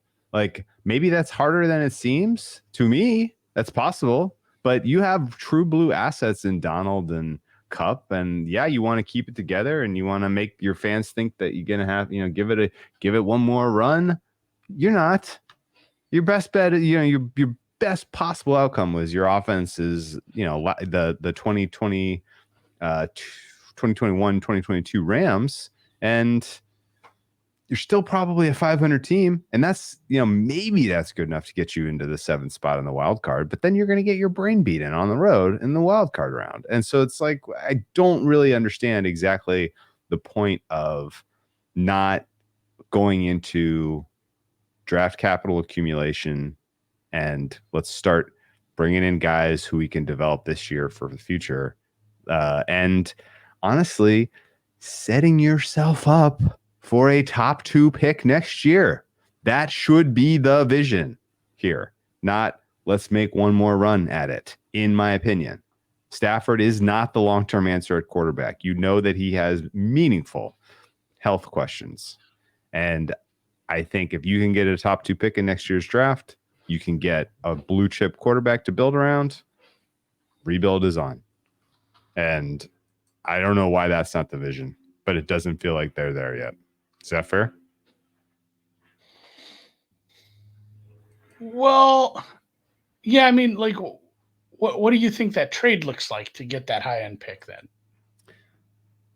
No. I'm saying going into this season, like success should be win 3 games. I'm just not used to them having a first round pick. They have their first. They have their own next year. They have their own first round pick next year. It's been a while. Yeah. No, I mean, realistically, like, do you know the last time they used their first round pick? Oh, it was probably on Goff. It was Goff. It was Goff. Yeah. 2016? 2016. Holy shit. There's going to be an 8-yard gap between first round picks for them. And Fuck it, you got a Super Bowl. I don't care. Yeah, absolutely. Like, your fans don't care. You sold PSLs to SoFi. Like, you got the money. Like, you know, fans aren't going to run you out of town. Fans are more, keyed up for Lakers season starting than could give a shit about the Rams. So don't know if you didn't already know that, but there's not really a lot of buzz in the Southern California area for professional football franchises, and there never has been, and there probably never will be. They cared a lot more about probably seeing Inter Miami than they do going to any Rams game this year. I would say that the vision should have been to, get what you can get for the guys who still have juice in the tank, even though that means shipping off future Hall of Famers and Super Bowl MVPs. You should have done it. And you should have come into the season with a little bit more of a war chest of young players who were not day 3 picks. And you should be angling for stocking up in next year's draft, which looks like a pretty good draft, especially at the top. That's my opinion. And for the fact that you have not recognized and done the self-evaluation to get to that point yourself, you get enough. I just hate giving Fs. I'm too nice. Give you a D. I don't give Fs. I'm grading on a curve. Here's the thing, man. They set themselves, if they win 6, 7, 8 games this year, which is well within the range of outcomes if they get 16 starts out of Stafford or 17 starts out of Stafford, you've set your rebuild back 2 years. Yeah, teams don't give a shit. I mean, how teams every time we do these previews, we talk about 10 teams who's like, oh man, all they did was like delay their rebuild. Teams are so, like you said it perfectly. They don't self-evaluate. Very few teams do, and they don't give a shit. It's gonna be crazy how hard they try to win games this year that they shouldn't. I mean, even last year, granted, Lovie Smith was in a weird spot, but teams will win games they should not win. There's never going to be a greater example of that. Let's look at who they're going to play this year. The schedule implies 7.5 wins. There's a lot of rest disadvantage in there, huh? Yeah, they got to play 4 teams coming off buys. They do, and both of them back to back like this. I feel like we touched on this briefly during the episode where we did the whole schedule. Like, I think this only happens 3 or 4 times all year, where a team has to play a team off the bye back to back weeks, but it happens to the Rams twice for some reason. Maybe the league is facilitating a tank, trying, because that's rough. And it's the worst part is, I mean, those aren't bad teams. Pittsburgh is on the come up. Dallas is a very good offense. Obviously, Baltimore has put together something, and they have an MVP on the roster. And Washington at that point should have McLaurin fully healthy, hopefully. And if Howell has anything figured out, it's not like, oh, that's coming off a bye, but it's the Texans. Like, 3 of those teams are good. Yeah. You're right, so, and to make matters worse, your only real advantages are your own bye, and then the Giants must be coming off some sort of Thursday game there. Yeah, you get a Thursday nighter against New Orleans. Although honestly, let's be honest, are we? I mean, we're probably flexing Stetson Bennett versus Derek Carr. I'm imagining. I don't know if that ends up being the Thursday night game. We'll see. There's a lot of travel disadvantage. There's a lot of situational spots where you're at a disadvantage. There's a lot of rest disadvantage. This schedule is compounding your problems, in my opinion. What limited hope you had of the offense looking like a Super Bowl champion offense is fleeting. This is a tough schedule as well. And, just outside of travel, it's a tough schedule in terms of opponents. You got to play Niners twice. You got to play Philly and Dallas. So the three best teams with a bullet in the NFC are on your schedule 4 times. You got to play the NFC North, which to me looks like 1, 2, 3. Yep, 4 losses. AFC North, excuse me. You have to play the AFC North to me, which to me looks like 4 losses. I don't think you're necessarily better than the Giants or keeping up with the Giants. I don't think you're realistically at an advantage in any of these games except the 2 against the Arizona Cardinals. Maybe a rookie quarterback. Man, you don't even have a ton of rookie quarterbacks here. Like, your defense doesn't even really have the benefit of going up against the absolute bumper crop of young new quarterbacks in the NFL very often. We've had a couple teams where be like, man, you play the rookies. You play like 5 times. You play the rookies, and you might even get, Will Levis at some point here. They have a ton of experienced quarterbacks they're going up against, and even the inexperienced quarterbacks are playing. Or we can put Jalen Hurts in that category. Inexperienced, but it's good. Even it sucks that Geno Smith suddenly turned it around. Like, that's 2 more games against a decent quarterback. I'd like to play Howell earlier in the season rather than later. Don't give him time to get comfortable with the offense and what they're going to do up there with the enemy. Arizona is week 12.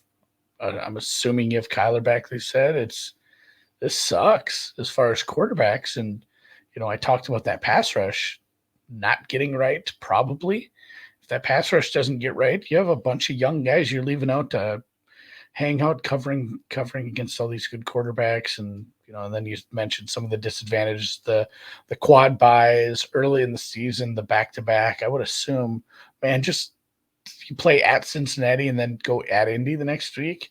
Just go spend a week. Go look at Isaac Bruce's shit up in Canton or something. Yeah, go call, is Bo Pelini still coach?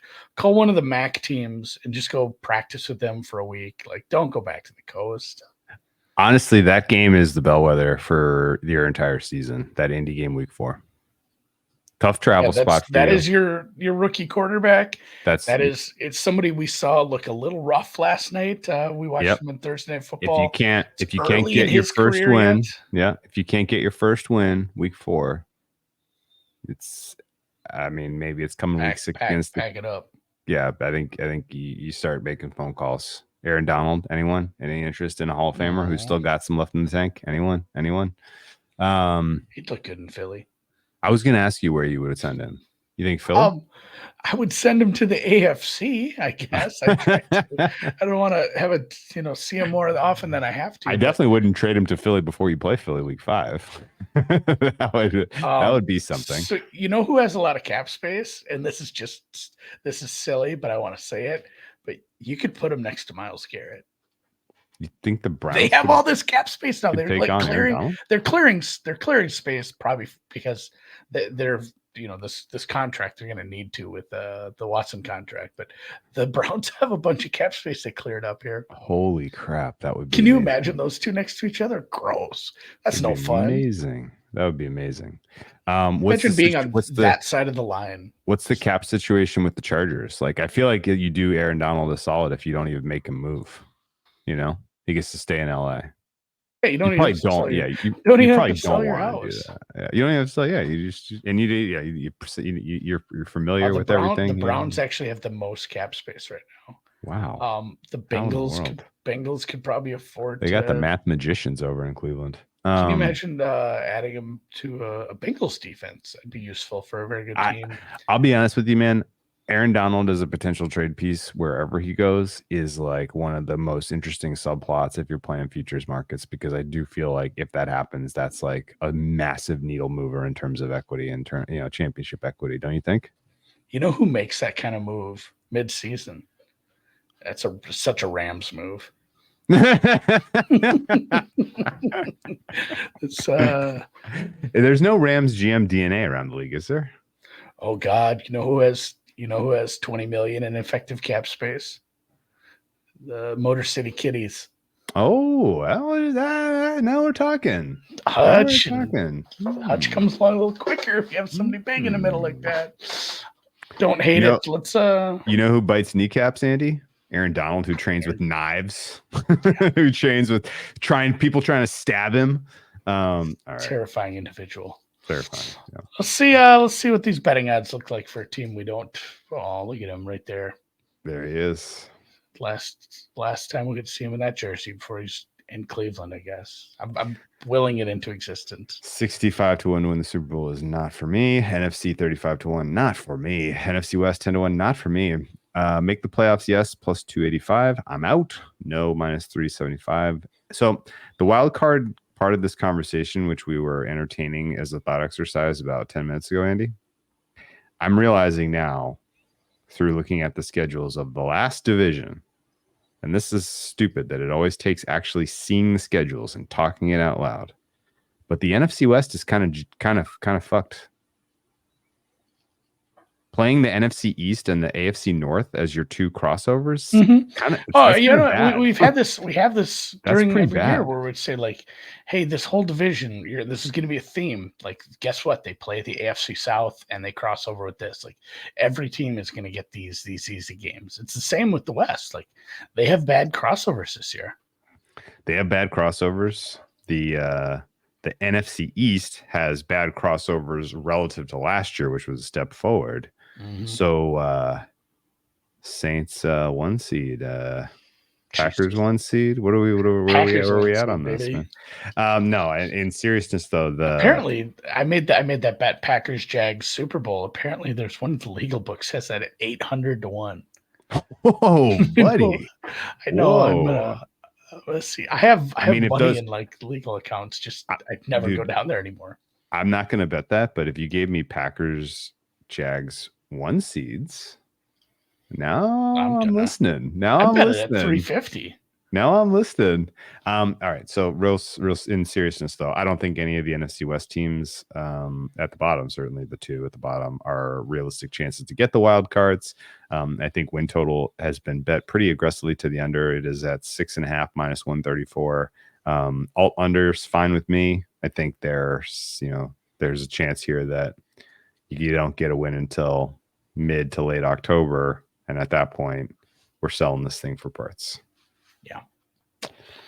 Range of outcomes, offense, if they are healthy, if the offensive line comes together, if they're scoring 30 points a game, then congratulations on your 6 and 11 season. You're the 8th or 9th best team in the conference. Yes. Congratulations on your 6 and 11 season. Who are you going to take with the number 11 pick?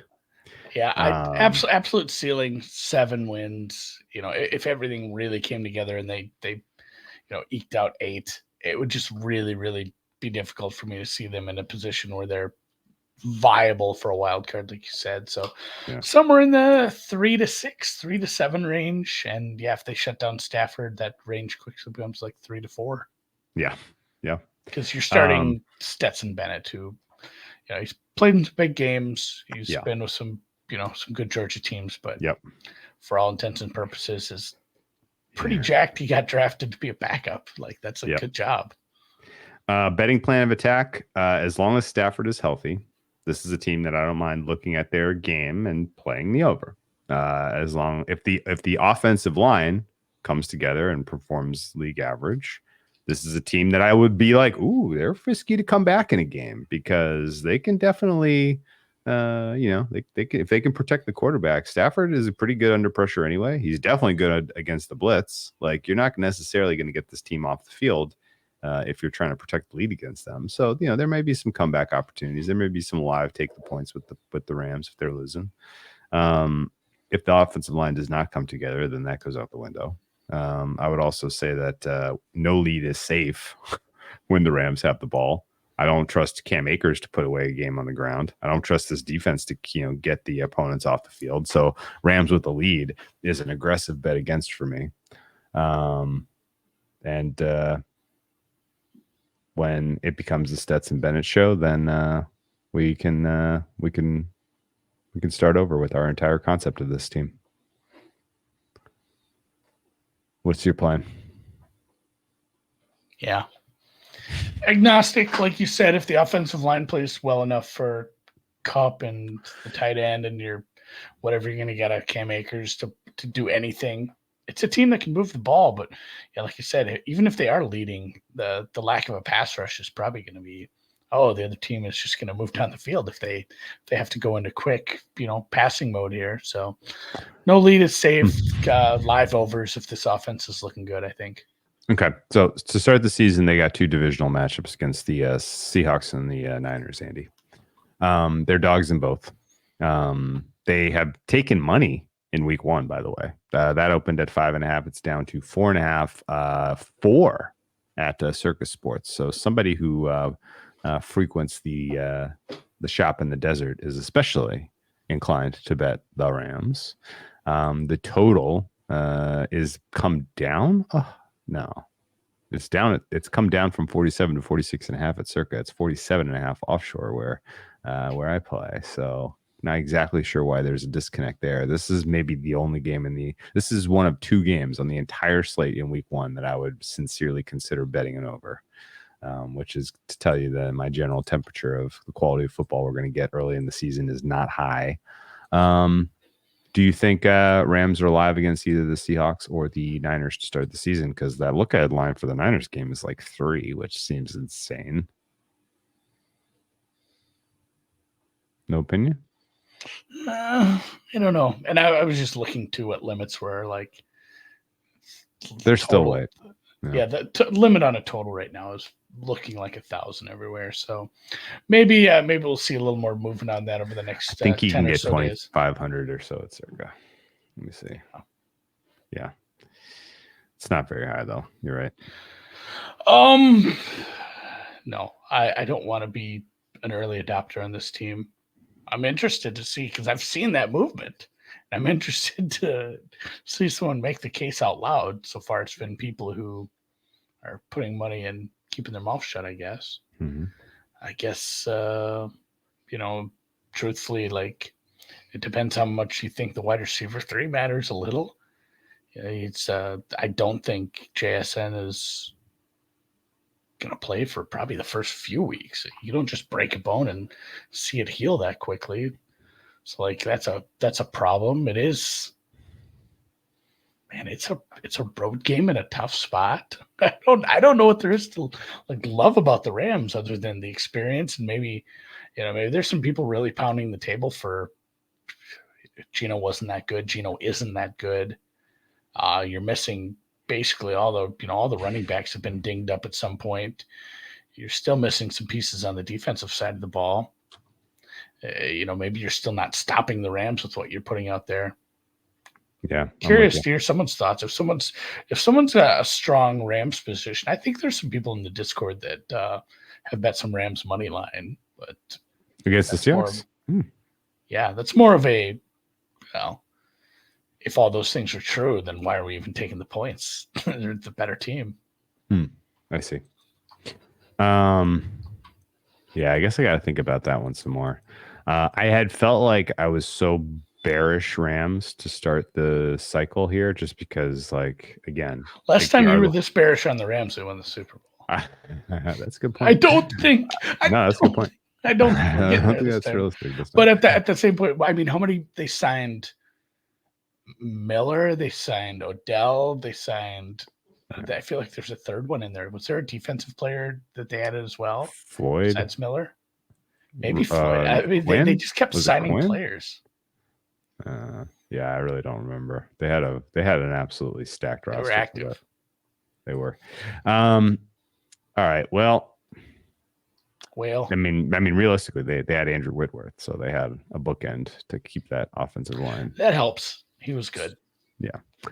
All right. Next time we talk, two more of these. We'll put a bow on these. We are, if you're keeping track, we have 30 down, 2 to go. I'm excited about the Niners one. And now the more I've talked about Seattle, I'm excited to dig a little deeper on a couple of those things, especially, it's unique compared to some of the ones we talked about in July. Like we're a lot closer to the season with this team. And I think there's a lot of interesting points in the Seahawks. So yeah, we'll catch you guys on Wednesday. That one will be live the normal time. We'll see you at 8 Eastern right here on this YouTube channel. If you listen to it in podcast form, have a cool day, whatever it is you're doing. Check out the next one. There'll be more next week.